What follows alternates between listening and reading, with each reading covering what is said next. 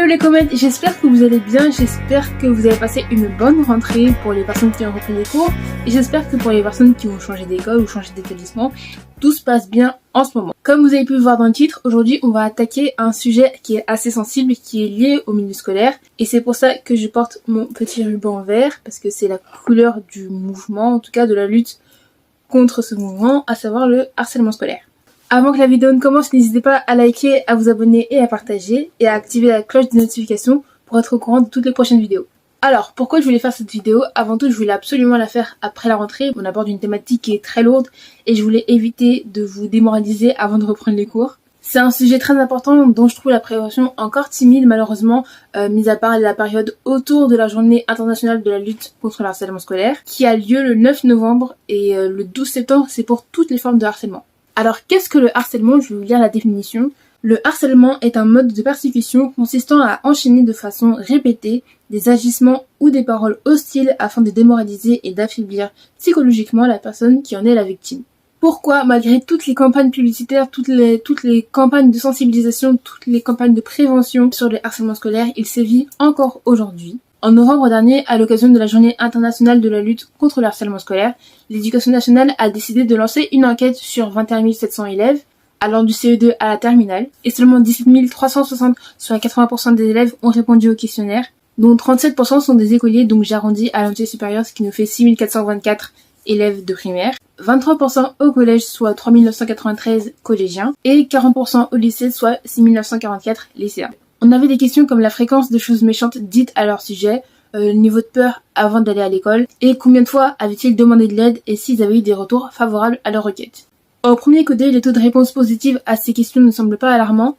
Par exemple, à la question « As-tu peur d'aller à l'école à cause d'un ou plusieurs élèves ?», ils avaient le choix entre les réponses « jamais »,« parfois »,« souvent » et « très souvent », donc en comptabilisant les réponses à partir de « parfois ». Pour les écoliers, on compte 5% des élèves qui ont peur d'aller à l'école. Et rappelez-vous, on avait compté 6 424 élèves pour l'école primaire. Donc 5% de 6 424, ça nous fait 322 élèves. Pour les collégiens, on est sur 2%, donc 2% de 3 493, ça nous fait 80 élèves. Et pour le lycée, on est sur 2% aussi, donc 2% de 6 944, ça nous fait 139 élèves.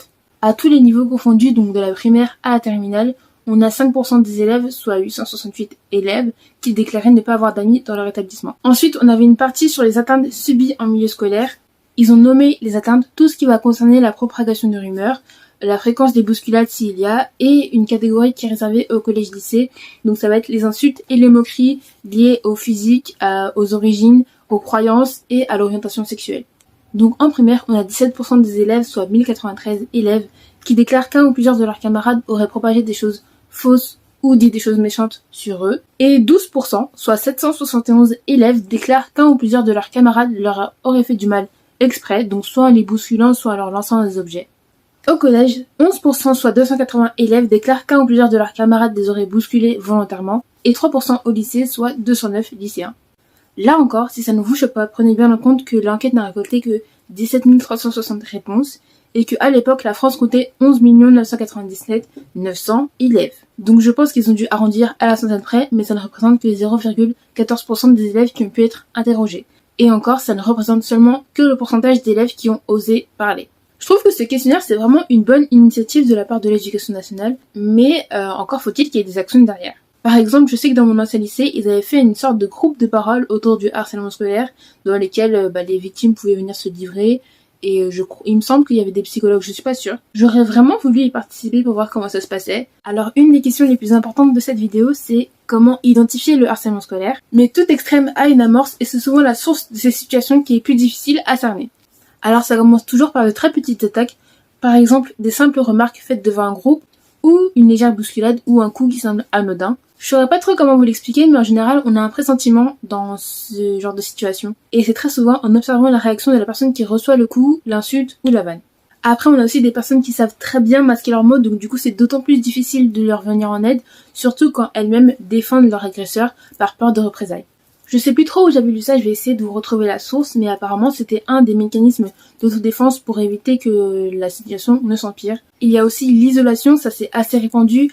Par exemple, quand on voit un élève qui traîne souvent avec un groupe d'élèves et que d'un coup on voit tout seul dans son coin, ça peut invité à se poser des questions, parce que ce soit de son gré ou non, c'est forcément qu'il s'est passé quelque chose et il vaut mieux prévenir que guérir. Après, ce ne sont pas des sciences exactes, donc tous ces schémas-là ne peuvent pas forcément s'appliquer à tous les profils d'élèves, mais ce sont seulement les plus récurrents et qui peuvent aider à prévenir d'une situation qui pourrait s'aggraver. Que faire si on pense être victime ou témoin de harcèlement?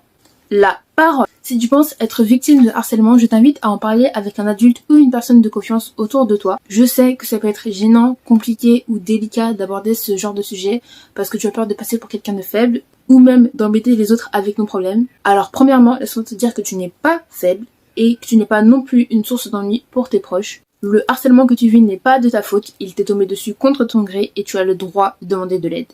Car même les plus grands héros ont besoin de leurs alliés pour mener à bien leur mission. Spider-Man, il a Iron Man et Captain America. Bonnie, elle a ses ancêtres et tout leur grimoire magique. Et Aang, il a Sokka et Katara. Donc, tout ça pour te dire que quand même tu le penserais, tu en serais sûr, tu n'es jamais complètement seul. Et que ce n'est absolument pas à toi d'avoir honte, mais aux personnes qui te font du mal. Si malgré tout ce que je viens de te dire, tu ne trouves toujours personne à qui faire assez confiance pour pouvoir parler de ton souci, sache qu'il existe des numéros verts totalement gratuits et anonymes. Donc en premier, on a le 30-20. Cette ligne, c'est une ligne qui est dédiée aux personnes qui veulent signaler un cas de harcèlement scolaire, donc ça peut être n'importe qui. Et elle est ouverte du lundi au vendredi de 9h à 20h et le samedi de 9h à 18h. En second, on a le 30-18 qui est une ligne qui a été ouverte récemment, il y a quelques années il me semble, pour les cas de cyberharcèlement. Donc ça concerne le revenge porn, l'usurpation d'identité, les violences à caractère sexiste ou sexuel sur internet, le chantage à la webcam et toutes les autres violences qu'un usager d'internet peut subir. Le 30-18 est également joignable par le chat de Messenger ou par mail. Vous pouvez également retrouver toutes leurs infos qui est disponible sur leur application qui est disponible sur l'Apple Store et Google Play. Pour les personnes qui ne savent pas ce que c'est le revenge porn, je vais vous dire la définition. C'est une pratique consistant à se venger d'une personne en rendant public des contenus pornographiques où figure cette dernière, dans le but évident de l'humilier en dévoilant son intimité. Ces contenus peuvent être réalisés avec ou sans accord de l'intéressé, mais sont diffusés sans son consentement. Cette pratique inclut aussi bien les photos et les vidéos que les propos à caractère sexuel tenus à titre privé. Ce phénomène résulte souvent d'une séparation amoureuse mal vécue par l'une des deux parties. Il est lié à la pratique du sexting, contraction de sexe et texting, pour désigner l'échange de contenus à caractère sexuel par SMS ou messagerie. Considéré comme un délit, la peine du revenge porn peut aller jusqu'à 2 ans d'emprisonnement et 60 000 € d'amende. Voilà pour la partie un peu théorique, je pense avoir fait le tour de la question. N'hésitez pas, vous, en commentaire, à rajouter des infos si vous les pensez nécessaires. Maintenant, je vais vous présenter une liste d'œuvres qui s'attardent sur le sujet. Dans un premier temps, on a une de mes séries préférées qui est Degrassi, Nouvelle Génération. Cette série, c'est vraiment une de mes préférées. J'ai dû la regarder 1 milliard de fois. C'est un feuilleton canadien pour adolescents avec des vrais acteurs adolescents. Ça change un peu des séries américaines. Et en fait, pendant toute la série, on aborde plusieurs sujets auxquels les adolescents sont confrontés dans la vraie vie, comme les menstruations, la puberté, mais aussi des thèmes sociaux comme le racisme, la misogynie, l'homophobie ou les enfants battus. Et également le thème qui nous intéresse aujourd'hui, à savoir le harcèlement scolaire. Alors personnellement, je vous recommanderais de regarder la série dans son intégralité, donc c'est-à-dire de la première à la 14e saison, parce que oui, il y a 14 saisons. Donc oui, les saisons sont longues, il y a beaucoup de saisons, mais les épisodes sont courts, donc ça passe très très vite. Donc les épisodes qui nous concernent aujourd'hui, par exemple, on a la saison 3, l'épisode 4 et 5 qui est Pride. Donc là, c'est sur l'homophobie.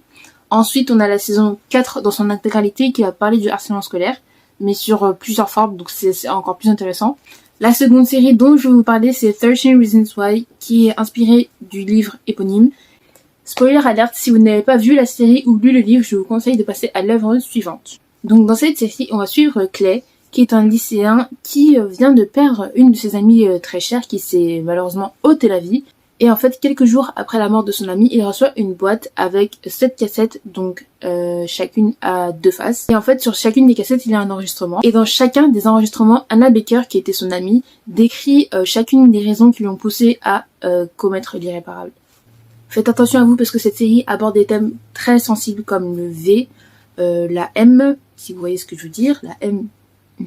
Et elle n'est pas faite pour tout le monde. Donc protégez-vous. Cependant, ce que je trouve vraiment bien dans cette série, c'est qu'elle dépeint vraiment tous les aspects du harcèlement scolaire. Donc ça veut dire les prémices, ce qui se passe après, pendant. Voilà, donc je trouve qu'elle est très complète, même si elle est très forte, mais ça résume bien le harcèlement dans son horreur. Ensuite, on a Marion, 13 ans pour toujours, qui est un film lui aussi tiré du livre éponyme qui a été écrit par la maman de Marion, parce que c'est une histoire vraie. La maman raconte le calvaire que sa fille a vécu au collège. Elle raconte également son vécu par rapport à la situation de sa fille et tout ce qui aurait pu être mis en place pour éviter le drame. On a aussi un épisode de Joséphine Ange Gardien qui s'appelle Les Bolos et qui va traiter du harcèlement scolaire au lycée. Comme dans les œuvres précédentes, on va ici dépeindre les prémices du harcèlement scolaire, comment ça débute, les conséquences que ça engendre. Ensuite, en livre, on a Harceleur de Arthur Ténor. Cette fois-ci, l'histoire est un peu particulière parce qu'on va suivre Quentin quand il est adulte. Et en fait, à l'annonce d'un suicide d'un élève qui se serait fait harceler, Quentin va se remémorer ses années collège où lui a été bourreau, victime et en même temps témoin. Je trouve que ce schéma-là est vachement intéressant parce que le personnage a vraiment vécu tous les aspects du harcèlement scolaire.